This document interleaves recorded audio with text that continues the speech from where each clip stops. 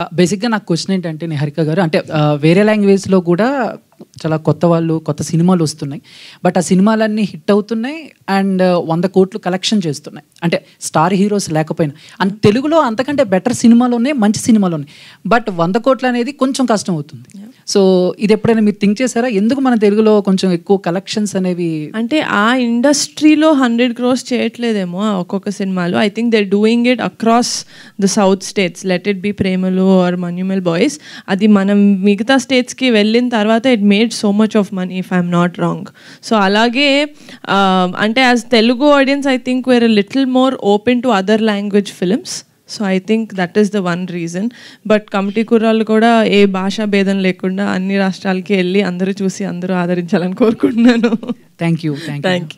Yeah, first of all committee కూరలందరికీ కూడా congratulation. Teaser చాలా అద్భుతంగా ఉంది. ఎస్. సో నిహారిక గారు అంటే టీజర్ చాలా ఇంప్రెసివ్గా అనిపించింది. ఎందుకంటే చూస్తున్నప్పుడు ఆ సాంగ్స్ 2 సాంగ్స్ కావచ్చు చాలా బాగున్నాయి. ఇంకా సాంగ్స్ కోసం వెయిట్ చేయాలని అయితే ఒక ఇంప్రెషన్ క్రియేట్ చేశారు సో అనుదీప్ గారు. సో అంటే మళ్ళీ రావు అంటే ఆ రోజుల్లో మళ్ళీ రావు అనే అంటే అలాంటి సిచ్యువేషన్ అంటే మీకు లైఫ్లో గుర్తొచ్చింది ఏంటి ఆ సాంగ్ వినగానే ఆ రోజుల్లో మళ్ళీ రావు అన్న? నాకు డెఫినెట్లీ ఏంటి అంటే చిన్నప్పుడు నేను చాలా చిన్నగా ఉన్నప్పుడు ఫస్ట్ ఫ్యూ మూవీస్ నేను చూసినప్పుడు మనకి చేంబర్ ఉంది కదా, చేంబర్లో నేను సినిమాలు చూసేదాన్ని. ఎందుకంటే బయటకు పంపించాలి కాబట్టి మరీ చిన్నపిల్లని కాబట్టి ఫస్ట్ ఫ్యూ ఫిల్మ్స్ నేను చేంబర్లో చూసి అప్పట్లో చిరంజీవి గారు ఒక్కలే హీరో అనుకునేదాన్ని నేను. అంటే నేను మిగతా వాళ్ళ సినిమాలు చూడలేదు కాబట్టి.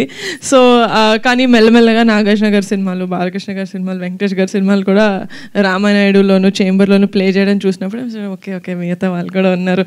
సో అలాంటి థియేటర్స్లో చేంబర్లో నాకు సినిమా చూడడం అనేది I don't think I'll get it back. ఎందుకంటే ఇప్పుడు ప్రసాద్ ల్యాబ్ అంటున్నారు, ఏఎంబి అంటున్నారు, ఎక్కడంటే అక్కడ పెద్ద పెద్ద ఫంక్షన్స్ చేసుకుంటున్నారు. కానీ ఆ ప్లేస్ ఎప్పుడు విజిట్ చేసినా it's like a very good memory for me. ఎందుకంటే చిన్నప్పుడు స్నాక్స్ కోసం పరిగెట్టింది అదంతా గుర్తొస్తుంది అనమాట. నేను వైష్ణవ్ ఎక్కువ.